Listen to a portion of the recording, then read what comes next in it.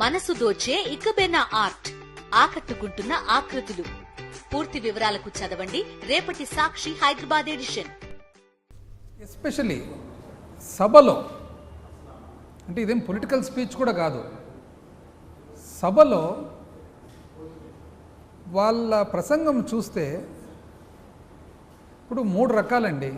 ఒకటి irresponsible political rhetoric, రెండవది రెస్పాన్సిబుల్గా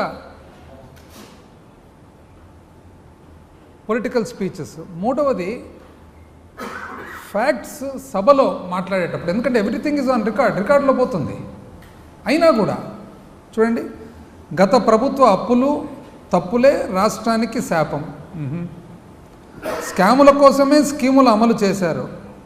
okay, ఇప్పటికీ తేలింది 9,74,556 కోట్ల అప్పులు. తవ్వితే ఇంకెంత ఉంటాయో. రాష్ట్ర ఆదాయం పెంచేందుకు గత 5 ఏళ్లలో ఒక్క కార్యక్రమం కూడా చేయలేదు. 2018-19 నాటికి 13.5% ఉన్న గ్రోత్ రేటు 2023-24 నాటికి 10.6% తగ్గింది.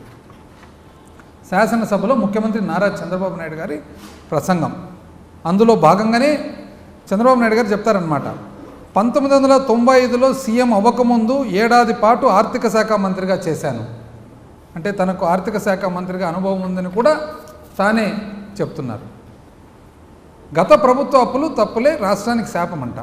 చెప్తాను ఇప్పుడు ఎవరెవరు ఎంతెంత అప్పులు చేసినారనేది.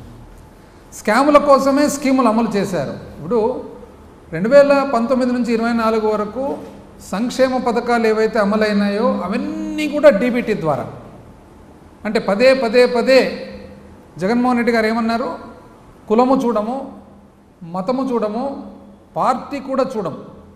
కులం లేదు, మతం లేదు, పార్టీ లేదు, అర్హత ఉండే ప్రతి ఒక్కరికి ఏ విధంగా వచ్చినాయండి?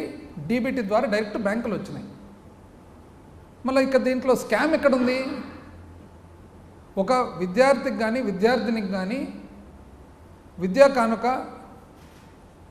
వసతి దీవెన, విద్యా దీవెన త్రూ డీబీటీ వస్తున్నాయి అన్నమాట.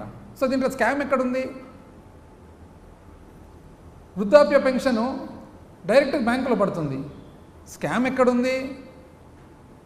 అమ్మఒడి బ్యాంకులో పడుతుంది, స్కామ్ ఎక్కడుంది?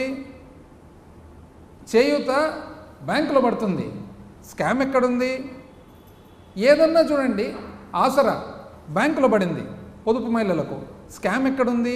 డైరెక్ట్గా బ్యాంకులో పడేటప్పుడు దీంట్లో స్కామ్ ఎక్కడుంది అనేది. ప్రభుత్వము ఎంత డబ్బులు ఖర్చు చేస్తూ ఉందనేది అకౌంట్లో వస్తుంది, ఎవరికి పోతుంది అనేది బ్యాంకు ద్వారా పోతుంది కాబట్టి రికార్డు ఉంది. ఇంకా దీంట్లో స్కామ్ ఎక్కడుందండి? 1 కోటి రూపాయలు పోయిందంటే 1 కోటి రూపాయలు బ్యాంకు ద్వారా పోతుంది, ఇంకా దీంట్లో స్కామ్ ఎక్కడుంది అని.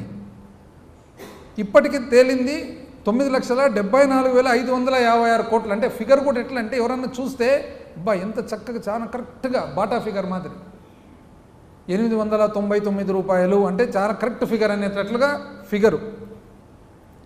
ఎంత అన్యాయం అండి రామరామ. అయితే ఒక్కటి,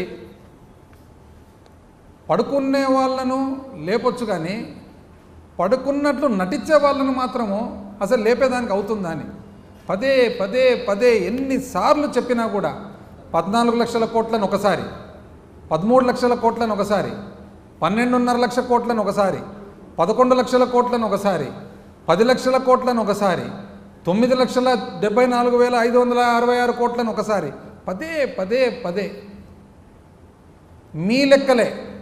మీ లెక్కలే చూద్దాం. ఇది ఏ లెక్కలు కూడా ఇప్పుడు మీరు 6 నెలలు అయింది కదండి వచ్చి, మీ లెక్కలు కాగు లెక్కలే చూద్దాం. ఇప్పుడు మీరు కంప్లీట్ కమాండ్లో ఉన్నారు కదా, కంట్రోల్లో ఉన్నారు కదా, స్టీరింగ్ మీ కంట్రోల్లో ఉంది కదా, మీరు ప్రజెంట్ చేసిన బడ్జెటే కదా. ఏమంటున్నారు చంద్రబాబు నాయుడు గారు? తేలింది 9,74,556 కోట్ల అప్పులు, తవ్వితే ఇంకెంత ఉంటాయో. 6 నెలలు చాలదండి తవ్వేదానికి? ఏముంటుందండి దాంట్లో తవ్వేదానికి? ప్రభుత్వ అకౌంటు అప్ టు డేట్ అవుతుంది. ఏ నెలకు ఆ నెలకు ప్రభుత్వ అకౌంటు మీరే కాకుండా కాగు వాళ్ళు చేస్తారు. ఏ రాష్ట్ర ప్రభుత్వానికి కానీ కేంద్ర ప్రభుత్వానికి కానీ అకౌంటింగ్ చేసేది ఎవరు? CAG, controller and auditor general office. మీరు చేయకుండా వాళ్ళు చేస్తున్నారు, నెల నెల అకౌంట్ అప్లోడ్ కూడా చేస్తున్నారు నెల నెల. ఇంకా తొవ్వేది ఏముంటుందండి? కార్పొరేషన్లు మీ చేతుల్లోనే కదండి కార్పొరేషన్లు ఉండేది. ప్రతి కార్పొరేషన్ కూడా ఆడిట్ అవుతుంది కదండి, అన్నీ కంపెనీస్ యాక్ట్ కిందనే కదండి. 6 నెలలు కావాలండి, ఏముంటుందండి తవ్వేదానికి? అదేమన్నా గండికోట రహస్యమా, మెకనాస్ గోల్డా లోపల భూమి లోపల ఉంటే తోగి కనుక్కుండేదానికి? అకౌంట్స్ బుక్స్ ఇంతకుముందున్న పుస్తకాలు ఇప్పుడు అంతా కంప్యూటరైజ్డ్ అకౌంట్స్, ఏముంటుందండి తవ్వేదానికి? అక్కడ ఏం చెప్తారంటే పబ్లిక్ అకౌంట్స్ లయబిలిటీసు 80,914 కోట్లు, కార్పొరేషన్ అప్పులు 2,48,670 కోట్లు,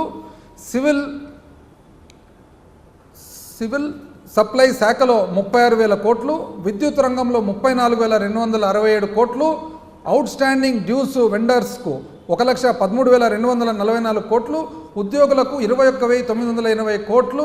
అదేవిధంగా ఇవన్నీ కలుపుకుంటే 9,74,556 కోట్ల అప్పులు ఉన్నాయి. ఇది అబద్ధమని ఎవరు వచ్చినా లెక్కలు చూపించి గుంజీళ్ళు తీస్తాం. ఇప్పుడు నిజం చెప్తాను, నేను ఇప్పుడు లెక్కలు చెప్తానండి. ఇప్పుడు గుంజీలు ఎవరు తీయాలని దయచేసి మీరు పెద్దోళ్ళు చెప్పకూడదు. కాకపోతే మీరు ఎవరితో తీపిస్తారో, ఎవరు తీసుకుంటారో, సెల్ఫ్ గుంజీలు తీసుకుంటారో మీరే చూసుకోవాలా. ఇప్పుడు ఇది లెక్క. ఈ లెక్క నేను చెప్పే లెక్క ఏమి?